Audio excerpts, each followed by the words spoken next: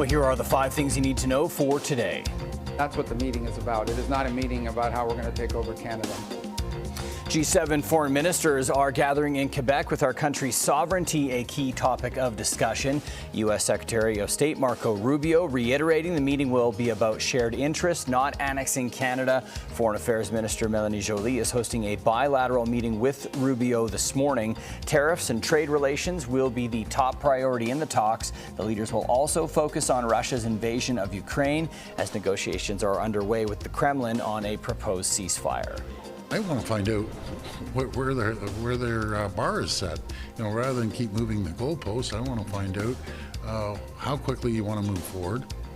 Also happening today, Finance Minister Dominique LeBlanc, Industry Minister François-Philippe Champagne, and Ontario Premier Doug Ford are meeting with U.S. trade officials in Washington. A meeting with U.S. Commerce Secretary Howard Lutnick is on the agenda. The meeting is the result of a conversation between Ford and Washington, where Ford agreed to put a pause on a surcharge on electricity being sold to 3 states. In a news conference Wednesday, LeBlanc told reporters the focus of the meeting will be about lifting tariffs. These continued tariff measures and the necessary and appropriate response that comes from Canada is not a constructive path to be on. Ahead of his trip to Washington, Finance Minister LeBlanc helped announce Canada's counter-tariff response. It includes tariffs on things like sports equipment, china and porcelain tableware, and tools like handsaws. Overall, they include 25% counter-tariffs on steel products worth $12.8 billion, aluminum products worth $3 billion, and tariffs on another $14.2 billion worth of goods.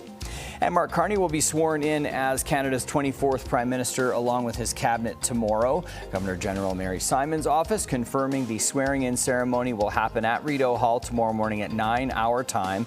Ahead of the ceremony, Prime Minister Trudeau will officially resign. Carney will then unveil his cabinet. CTV News has learned that his cabinet will be substantially smaller than the current one, which has 37 ministers. I'm ready to sit down with President Trump at the appropriate time, under a position where there's respect for Canadian sovereignty, and we're working for a common approach, a much more comprehensive approach for trade.